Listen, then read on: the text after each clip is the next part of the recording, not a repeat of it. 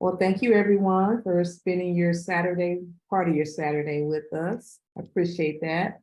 The point of this is to educate our home buyers on the journey and that there's a team that's required for them to go on this journey. And we are part of the team. I have myself, I think everybody here knows me. I am Vanda Crrossley with eXp Realty, and I'm also a loan originator with CTC Mortgage. And we have Donnell Thomas, who is with CTC Mortgage. We have Regina Webb, who is with B Webb Home Solutions. She does credit consulting, and she's also an agent with eXp Realty. We have Angela Austin, who is with, she's a home inspector as well. With, I can't remember the name of the company you're with, Hatchback Home Inspector. I got to put that on there. And then we have Heron Burrows, who is with Goosehead Insurance Company. And our newest member of the team is Brandy Foster with Doma Title Company. So as I mentioned, it takes a village to buy a home and raise a family and buy a home. So Brandy, you tell us you were an agent for 5 years and the top 20% in your office. That's impressive. Yeah, so I was an agent with KW Premier and Katie and for 5 years, and always kind of knew that I would probably want to get into title.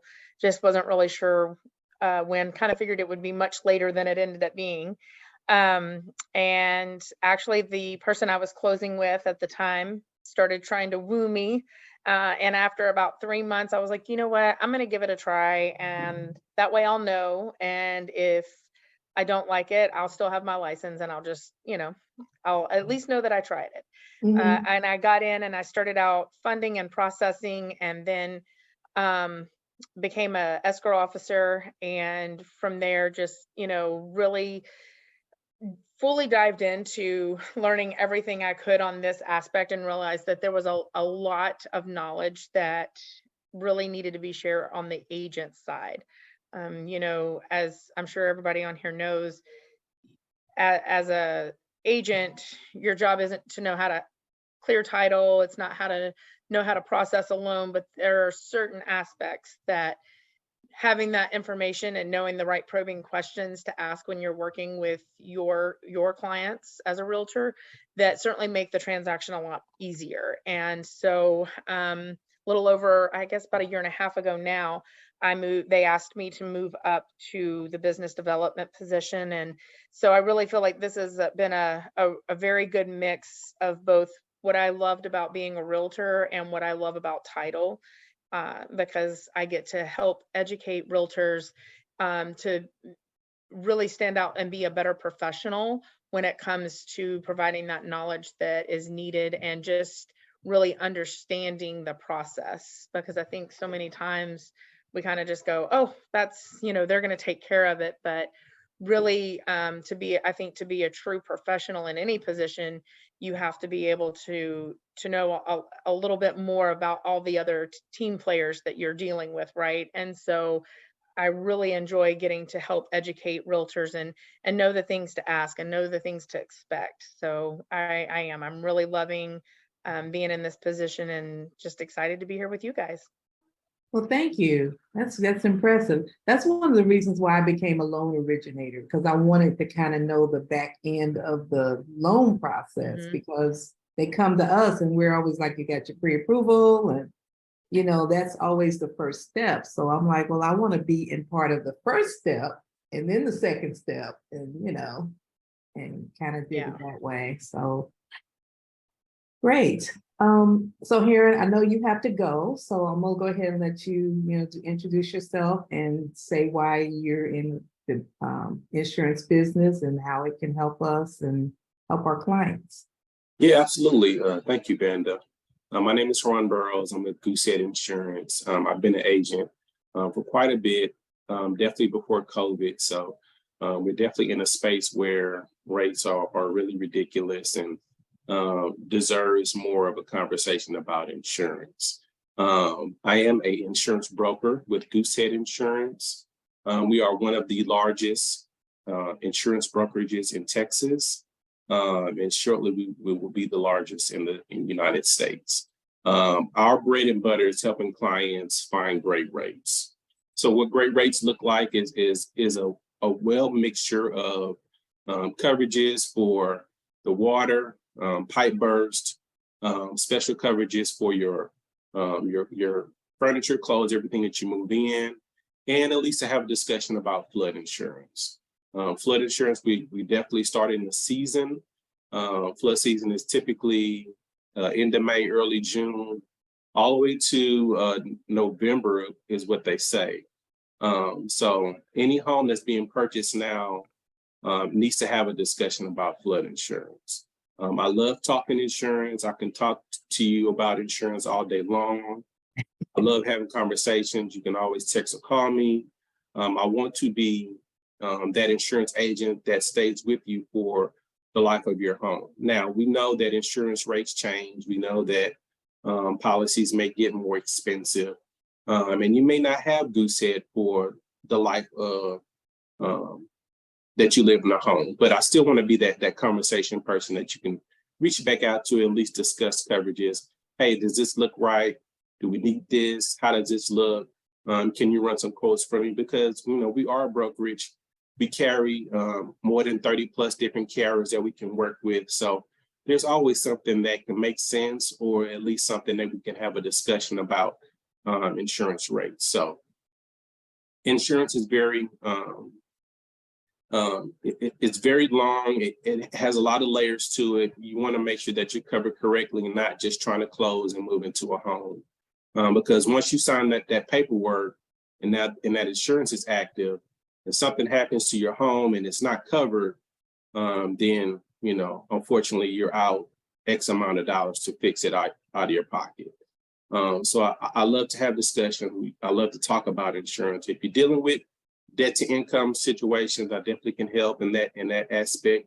But we definitely want to get you something that makes a little more sense on the back end. So I think Vanda has my information. You guys can definitely reach out, have more of a one-on-one conversation to the mortgage lenders, realtors. If you have insurance agents, you need at least one Goosehead guy, because a Goosehead agent can really work those numbers, can really look and see what's in the market and really get you some great rates. So I love to help as much as I can.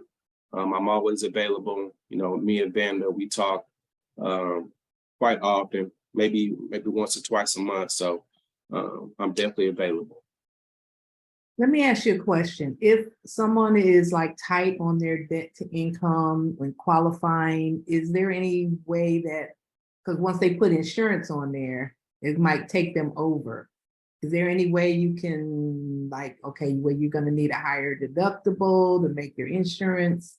Right. Yeah. And those are conversations that we have. Yeah, we can talk about increasing deductibles or limiting some of the coverages. Maybe you don't need foundation coverage right now, but maybe down the line or at renewal, we can definitely discuss that. So some of those small things that we can tweak to kind of get those numbers lower or get you back in the green where you can get accepted for close is definitely a conversation that we can have. And with insurance, you're not locked in for the year. It's not a contract. You can change it whenever you feel. So if that's something that we need to get now for close, and then we can follow up in maybe 6 months or closer to the renewal, we definitely can do that. It's always an option with insurance. Got it. Sorry about that.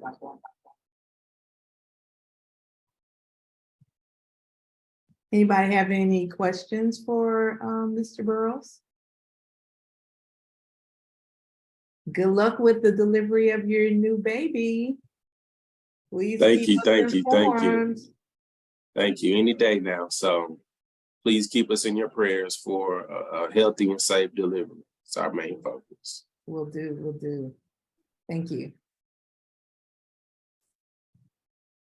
Okay, so we go by the agenda that I have. That was off key. So let's see. We don't have any other guests on here. So Danelle, you just want to talk a little bit about your company or so we can kind of get to know who your company is? Sure. Hello, everyone. My name is Danielle Thomas. I'm a loan processor with CTC Me Mortgage. We're located right here in Katy. We do a little bit of everything. We do FHA, of course, conventional, USDA, VA. And then we also do a lot of non-QM.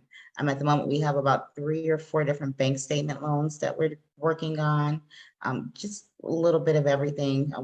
We're a broker, not an actual lender. So we have access to numerous lenders. So we can get pretty much any kind of program that's needed to get someone qualified. We can go all the way down to a 580 credit score with an FHA, and we can even go down to 500 with the VA. So we have a lot of little niches that we're able to get into to get pretty much anyone qualified. And if we're not able to get you qualified, we can definitely direct you to, I know Ms. Webb here, I was in a conference with her about a month ago, I think it was, and she was really knowledgeable about the credit issues, so you could always refer out to a credit consultant. It's just a lot of different ways that we can go into getting someone into a home. We have a lot of different lenders that we work with, so we're able to get pretty much anyone qualified. What about working with down payment assistance for like the city of Houston? Yeah, we actually have lenders who have their own down payment programs. Now we do down payment. That's usually something that we'll usually try to give lender credit first, because one thing with down payment assistance, it definitely helps, but you also definitely pay for it on the back end. So a lot of the times we'll try to just give lender credit that will replace what someone would get with down payment assistance, so that we can keep their interest rate, still fairly low, get them into their home with minimal out-of-pocket expenses. Okay, because all free money is not really free, is it? Exactly. So you're always going to pay for it somewhere on the back end. So we really prefer to deal with lender credit. Now, like I said, we do have down payment assistance programs. A lot of our lenders do, but we usually try to go the lender credit route first. Okay. I think That's just what people hear about all the time. It's we yeah, get this much money and down payment assistance, and they want that. Right. But a lot of people don't. Yeah, what a lot of people don't realize is when you go with down payment assistance, you can end up with an interest rate easily 2-3% above what you would have without down payment assistance. So if we can give you lender credit and still keep you at a good interest rate, that works out better for everyone in the end. Okay. Thank you. You're welcome. Regina, our credit expert, who's been doing some phenomenal things out here in the community.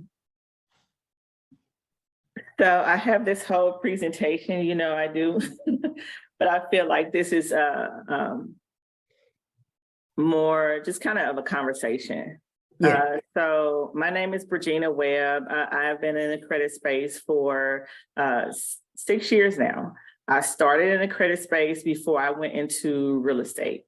And so for me, it's more of a passion because I started as a person who needed the help.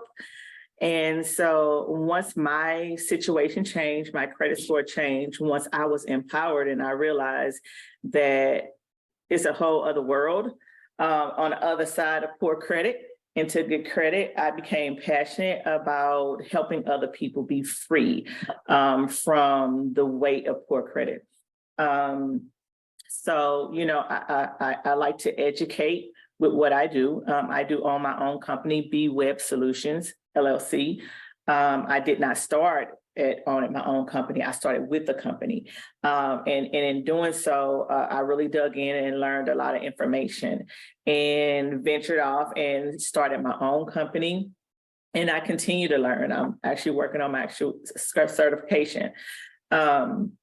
And so I like to educate people on, number one, how credit is determined, because if you don't understand credit and if you don't understand how it's determined, you don't know how to really turn it around. And so one of my PowerPoints talk about, the credit score is like a pie. The biggest slice of pie is your payment history.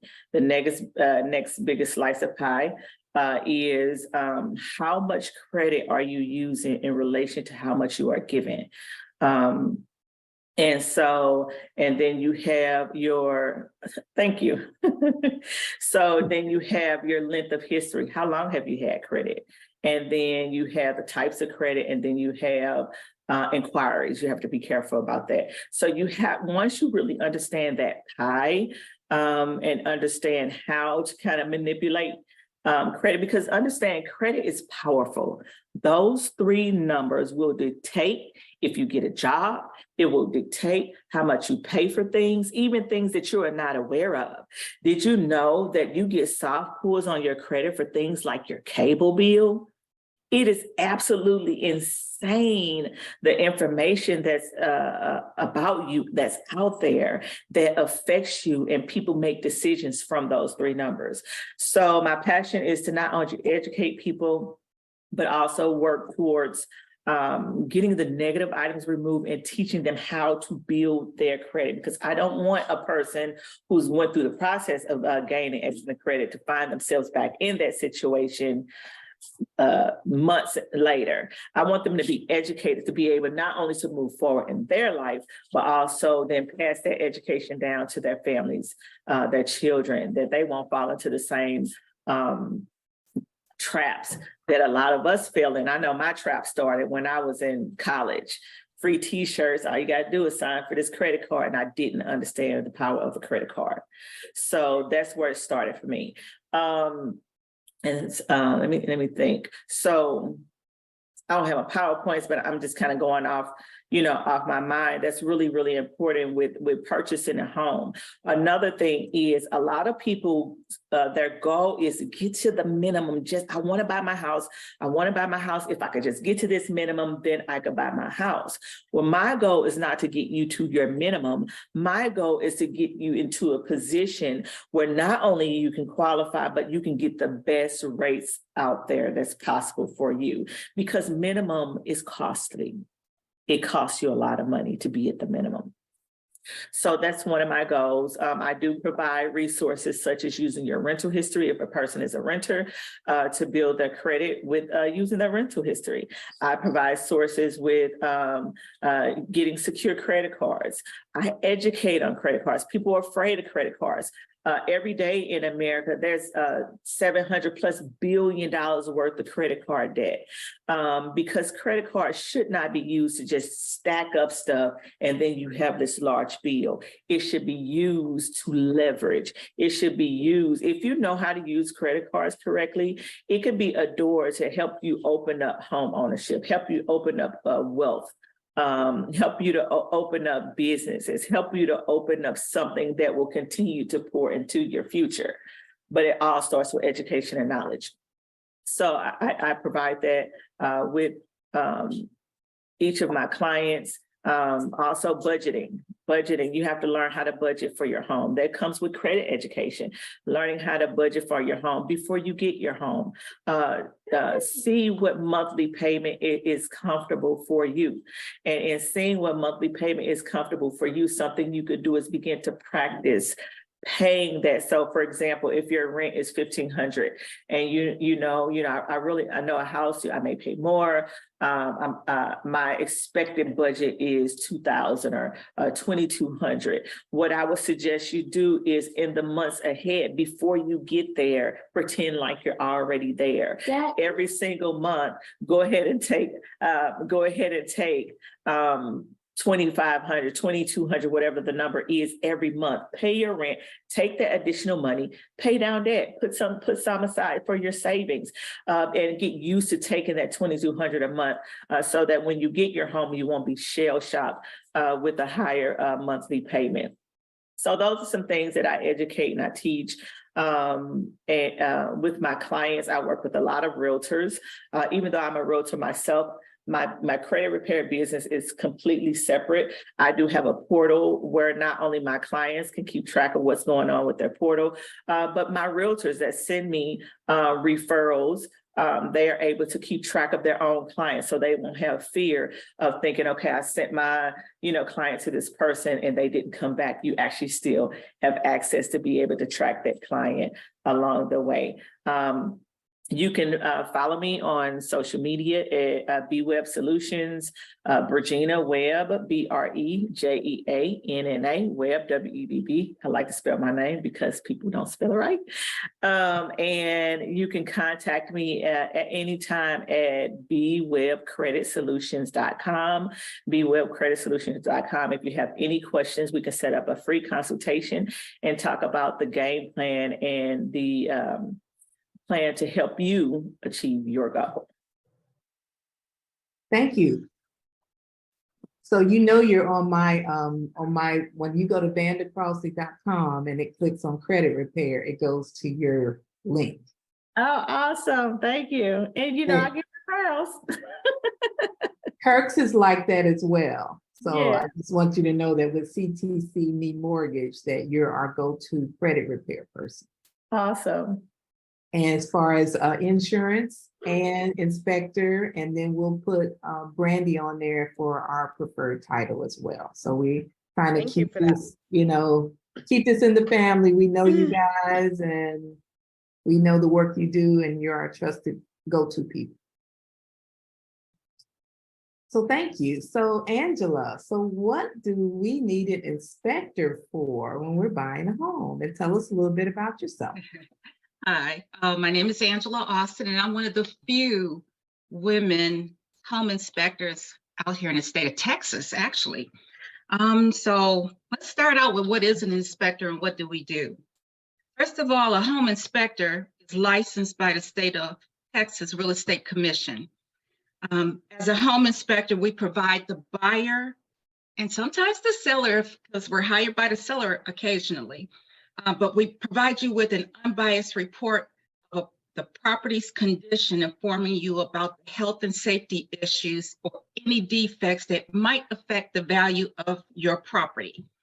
Basically, we give you a report that lets you know everything that's wrong or right or defective safety-related issues going on with that home, because that may affect whether or not you buy the home, or it may affect them or give you negotiation room. Why do you need an inspection? I would answer that by saying the same reason when you buy a car, you test drive the car. You would never go out and just buy a car blindly. So why buy one of the most expensive purchases that you're going to make in your lifetime without knowing the condition of that home? And we examine from the roof to the foundation and everything in between. The inspection report that we provide at the end of our inspection is going to summarize everything you need to know about that property. It's going to let you know where the main shutoff valves is. It's going to let you know if your ceramic tile has cracks in it, a window that's broken, the air conditioning isn't cooling properly. Everything that you need to know about the condition of that house is going to be in that report. We're going to point out things that need major repairs. We're going to let you know what's severe that needs major addressing right now, and some that are cosmetic that can be put off, to a later date. And we're also gonna let you know anything in between. Oh, you didn't find that presentation? Okay. What the report looks like is basically, I was gonna try to pull it up real quick for you, but it's gonna give you categories as to the way we inspect it. So we start with the roof, and you're probably wondering, oh, does she get on roofs? Absolutely not. But we have drones. You're not climbing on a roof? I'm not climbing on a roof anymore. No, I have done it, but I did it, and I said, you know what? There's got to be a better way. And yes, technology allows us even better than getting on the roof, because getting on the roof, let alone, it's dangerous. But I could damage a roof on there, let alone fall off. But we've got drones that actually can take aerial pictures of your roof and zoom in as close as we need to. If we need to see a nail on a shingle, we can with those drones. So yes, we utilize technology to prevent us from having to physically get on and possibly ruin your or damage your roof. We also inspect the attic insulation and ventilation system. We go up in your attic. Now that I don't have a problem with. I don't care how hot it gets. I don't mind going up in your attic because I want to know how your beams are looking. I want to make sure that there's no water spots up there showing where there's a possible leak, because a roof problem is going to show up at the top of your beam in your attic. It's going to show stains and that type of thing. So we look for indications of possible problems with the roof by looking in the attic. Well, also while I'm up there, I'm going to check out to make sure your AC unit is in order, your hot water heater, if it's up there, if it's in order, if there's moisture in the pan, if it's draining properly, because if it's not properly drained, then it's going to be a problem down the road. And I'm also going to check out and make sure that you have the proper amount of installation. There's a certain amount of insulation that is required by the state. And we're going to let you know where you fall in that regard. We're going to inspect the exterior of your home. I'm going to physically go outside and go completely around the entire house from top to bottom, looking for cracks, indentations, separations, paint flaws, whatever I see is going to be noted on that report. We're going to inspect your air conditioner, and we're going to determine if it's cooling properly. We can also tell from the tag on the air conditioner if it's the right tonnage to adequately cool that house. We have run into situations where the air conditioner is too small for the size of the house, but yet that's what they put in there. But we're going to let you know that, because that's also going to come into an cost efficiency thing, but we do that as well. The heating system, we're going to check your fireplace if it has one to make sure that it's vented properly. We're going to check your plumbing, which means we're going to turn on every faucet, in every bathroom and kitchen. We're going to test every appliance to make sure that everything is working properly. And we're going to test every electrical outlet. So we're going to look at your electrical as well as your electrical box, make sure that it's properly up to code. Everything has to fall within a code, but we go over and above what's actually required for us to look at per the code. When should you get an inspection?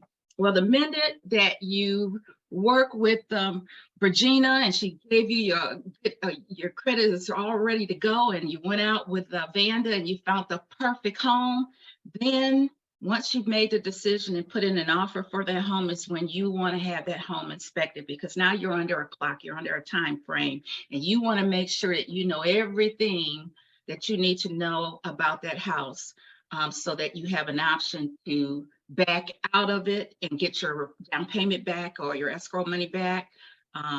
So yeah, that's the minute you put in an offer and the offer is accepted. Also, if you're building a home, you want to get an inspection, what we call a 3-phase. I call it a 4-phase inspection, actually. You want to hire an inspector once the foundation is either before it's being poured or right after it's been poured, because we want to make sure that that's done properly. And we have, again, technology equipment that measures the levelness, because if it's off level, trust me, you're going to have a problem with that home down the road. Lots of problems, but we're going to make sure that the foundation is poured properly, rebar is correctly, all that good stuff. Then we're going to come back once it's been framed to make sure that the beams are correct, that the space correctly, that the proper brackets are being used, and all those good things that are involved in that, we're going to make sure. And then we come back once the house has been drywalled, and we're going to make sure that everything is in order at that point too. And then this is why I say it's a 4-stage process versus a 3-stage. We want to come back again right before you close on that house, right before your final walkthrough, just so that you have a list when you're doing your final walkthrough with the builder so that you know exactly what needs to be addressed. And then you're clear to close. As I alluded to earlier, some of the technology that we use drones, as I said, we use infrared cameras. Infrared cameras allow us to see behind the wall what we can't see visually. I'll give you a prime example. I just last week fixed a leak. This was a slow leak. It could have cracked during the freeze, this last round of freeze, but it was small and it was up in the attic. And it took a while before it penetrated the ceiling in my guest bathroom. And I was convinced that it was just the tape, because it looked like when the seam tape separates and it looks like it just starts peeling apart. But I had an infrared camera and I was able to shoot that camera up there and see that that was moisture up there. And that moisture led me to discovering that it was a slow leak. And that's how we discovered it. Otherwise, I probably would have repaired it, scraped that stuff off and slapped some mud up there and painted over it. And it would have been a continuous problem. But with the infrared camera, I could see the moisture, the leak behind the wall that I couldn't see visually. And then I alluded to also the zip leveler, which allows us to determine if your foundation or the flooring, once the house has been built, it's complete, it's leveled within tolerance. Let's see, some additional things that you can get from an inspector, because then we call these kind of add-ons. If your home has a pool, doing a pool inspection requires more certification, and typically that is an add-on item. You can also request a termite inspection. That is an add-on. If you have a septic tank, that is an additional add-on service as well. We also do environmental soil and water testing, as well as mold and lead inspections. Some common questions that are normally asked after you find out what we do and all the things that we look at. First thing you probably want to know is about how much does an inspection cost? And I would tell you that it depends on the home and the size of the home and the age of the home. But you're typically looking at a average size home, 2,000, 1,500 to 2,500 square foot home. Probably it's going to be in the range of starting at about $400, and it can go up from $400. How long does an inspection take? We're there a minimum of 3 hours. On an average size home. If it's a little smaller, then we're there a little less, but not much, because we are testing every little thing. Like we said, we're turning on your microwave, we're testing that dishwasher, we're looking, we're turning on your faucets, we're testing and looking at everything. So I would say a minimum of 3 hours. And usually one question that always get asked by the potential buyer is that should they be there during the inspection? And we welcome you coming to the inspection, but we always ask if you could come about 30 minutes before we finish. So like 2.5 hours, 3 hours, into the inspection, then show up. That gives us a chance to go through the house from top to bottom and have a report that, we can jot down things. We got something to talk to you about, because we've had time to inspect the house and have a conversation and point out those things. Sometimes if you show up too early, then you're in the way. I guess there's no other way to say it. Is sometimes you're in the way, and you're trying to have a conversation with us when we're trying to make sure we're focused on every detail of inspecting that house. So in a nutshell, that's what an inspector does, and that's why you need an inspection. Thank you. Welcome. So in kind of going with the circle here, we're at the negotiation and contract, because when you're in your inspection, it might be something major, like it could be the roof, the air conditioner, electrical, plumbing, and foundation. Those are the 5 major things. But of course, in the inspection, Angela's going to come up with even cosmetic things she may put on the sheet just so you know, but that doesn't affect really the negotiation unless it's like painting, carpet, things like that. So let's say we get through that, we do all that during the option period, and now we're ready for, well, let's talk about escrow. So when they make an offer and they put the money up, they have 3 days to take the money to the title company, and that's where Miss Brandy will come in. So Brandy, tell us what you do and why your job is so important in Yes. this process. I feel like the lighting just got really bad in here. Sorry, guys. It did just get dark. It did, and nothing changed. I don't know. Let me. A cloud I'm came in my over. mom's bedroom, so that there's not toddlers running around. So I just, let's see. Okay, that seems to be good. I'll just stand right here. So yeah, so the joys of being on vacation and working, right? Because we all know that one, right?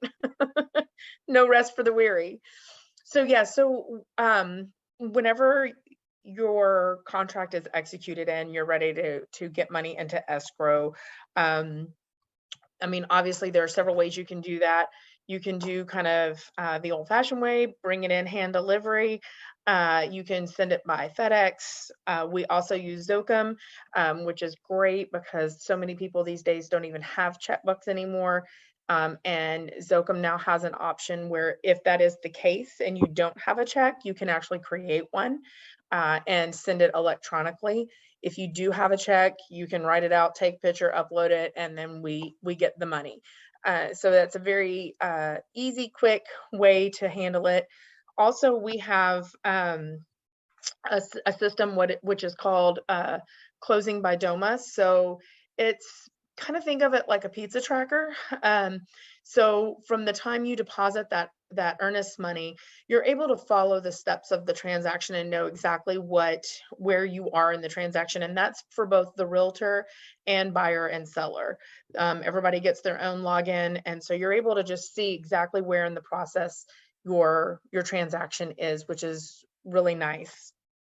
A lot of questions that we commonly get are sometimes people think they have a survey, but they don't. It's actually a plat. And, so if on that contract, it says that a survey is being provided, but what has actually been provided was a plat, then unfortunately, it doesn't matter that you thought it was a survey. We still have to have that actual survey. So we can help facilitate getting that ordered for the parties and then just collect that payment through the closing settlement statement, which is kind of nice because there are some things that have to be paid up front. So it's nice that if in the event you do need that survey, that can just be handled at the time of closing as far as being paid out. And then another question that comes up is who has to sign? So, sometimes people, whether it's on the seller side or the buy side, they think if their name is not on the original paperwork that they don't have to sign, and that's simply not the case. Texas is a common law state, and so if you are married, the home is 50-50, and so both spouses are going to need to sign unless it was never lived in by that other party and it was strictly used as an investment. But then if that is the case, sometimes we may need additional documentation to show that, but that's really the case. So just knowing that when you're moving forward and you're getting closer to that close date, making sure that you're both going to be available for signing, or if not, making sure that you've let the title company know or your agent so that we can make arrangements to have a notary sent to wherever you are going to be to make sure we get those signatures, because lenders do require both spouses to sign the paperwork, because it's most of the documents that you're signing at closing are not even our documents. It's going to be the lender's paperwork. So just those things, making sure that you're aware and paying attention to those emails that we're sending out and not just assuming it's going to be for the other spouse and not you, I think is probably some of the things that can get a little tricky or a little confusing, especially if you've never purchased before.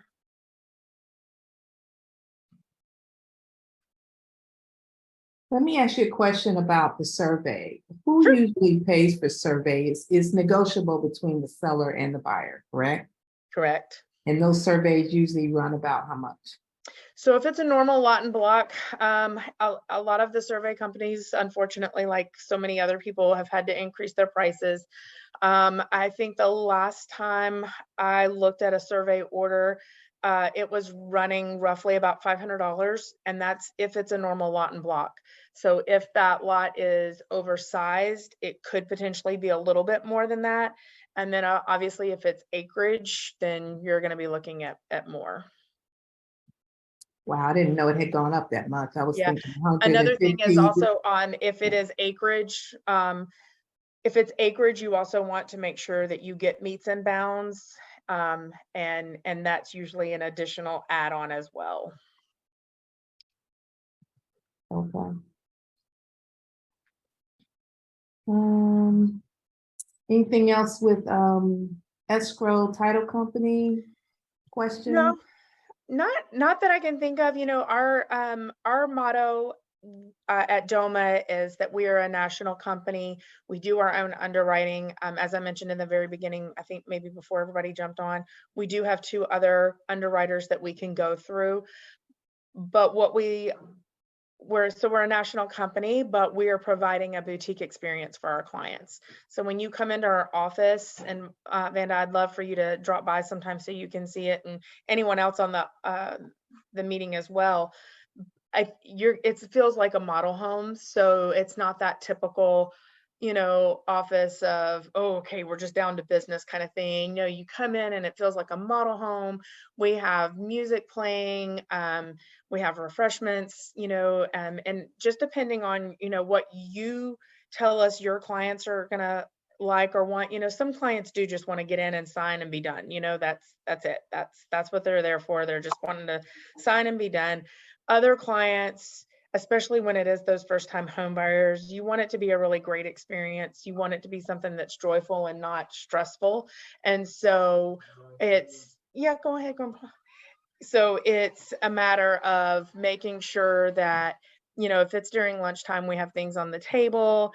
If it's, after the closing is all said and done, we have a plethora of signs that they can choose from, to get their photo ops and their pictures to really memorialize the day. And so we want to make it a fun experience. We want it to be something that they look back on and go, well, we purchased a home and, we used Vanda and it was great. It was a great experience. Her communication was great. And even when we got to the closing table, we signed, but it was nice. And it was just a really great experience. And that's really what we like to try to make happen.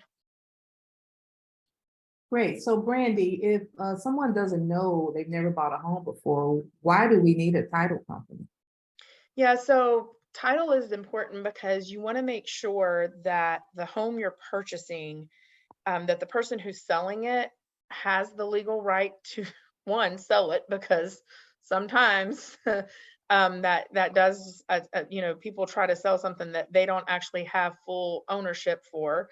And things like that come up when someone's passed and there are other heirs to that property. And so that's kind of where escrow is really more of an investigating company. We go through and we research through the chain of title and just make sure that there's no breaks and that everybody that has sold that property had the legal right to do so. So that you don't have to worry about in 10 years, 5 years, whatever, someone popping up saying, well, my great grandmother used to live in this house and I was an heir and I never knew that it sold and I never got my money from it. That's part of our job, is making sure that we've cleared all that and we know without a doubt that the person who sold it had the legal right to do so. The other thing that we really make sure is that there are no outstanding liens against the property. So, basically, whenever you have a mortgage, that becomes a lien against the property. If you don't pay your taxes, that can become a lien against the property. If you don't pay your HOA dues, that can become a lien against the property. if you have any kind of work done on the property, or you install a pool and you don't pay that bill, they can put a lien against your property. And so what we do is we go through and make sure that any of those type of things that show up are either cleared and removed because they either don't belong to that homeowner or they are paid off at closing. Okay, great. That is important. It is. And so last but not least is what does a realtor do? Like, why do I need a realtor? Well, now with technology, you can find your own properties on the Zillow, on HAR, but there are certain things that only a realtor can see because we're registered with HAR. There are certain things like it may be investor only. You can't view this property for 2 weeks because it's owner occupied and they're having to move out, or investor occupied, or some other things that's on there. We make sure that the property that you're buying is being sold by the person that's listing it. So we do some research on the property. We find comps to make sure they're asking $350 and all the other houses around there are selling for $250. You may not want to offer $350. You may want to find out what is it about this house that makes it $350 and everything else is $250. So we'll help you with comps and things like that. Tell you what the HOA dues are, seller's disclosure. They have to let you know if there's been a flood there or if it has mold there. Homes that were built before 1978 have to have a lead-based paint disclosure. So there's a lot of things. We keep you on track with your deadlines. We negotiate on your behalf. So there's a lot of things. There's actually 184 of them, so I can't go into all of them now, but there's a lot that we do. And I think we've kind of covered everything here in a nutshell. Anybody have any questions, anything else they want to throw in there? No, other than I would just, after this, can you email everybody that was on here? Can you just email out their contact information? I would love to get up with a couple of people and Sure will. just to have as reference, and because sometimes I get asked for certain types of referrals, so I would love to have the extra names to be able to throw in the mix as well. Absolutely, and I'll send everybody this recording too. Just Okay, so you perfect. have that too, and of course I'll put everybody's contact information in there. And so what I normally do is I do post this on my YouTube channel, and then I'll send it out to my my agents. Whether they look at it or not, but it's there. Anybody We'll get else an have any? updated farming video. I think our last one was where I was previously, so we'll get an updated one of those for you too. Okay, great. That'd be perfect. And I'll make an appointment to walk around there and see. Well, maybe not walk. I'll be sweaty, but I'll drive. I know that's the only downside. I'm 4 minutes from the office, but I can't actually walk because in Texas heat I'd be melted. Right, exactly. Vanda, are you open to sharing this where I can upload it as well to my YouTube channel? Yeah, I'll send you the link. I don't know how that works, but yeah.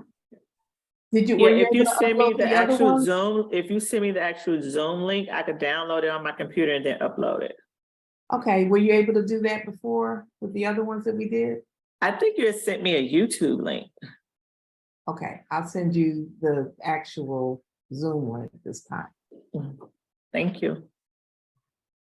Okay, well, thank you, everyone. Thank Enjoy you. the It was rest nice of to your meet everyone. weekend. Enjoy your trip, Brandy. Safe travels. Thank you. Nice meeting you all. You as Take well. care. Nice All to right, meet you bye-bye. all. Bye-bye.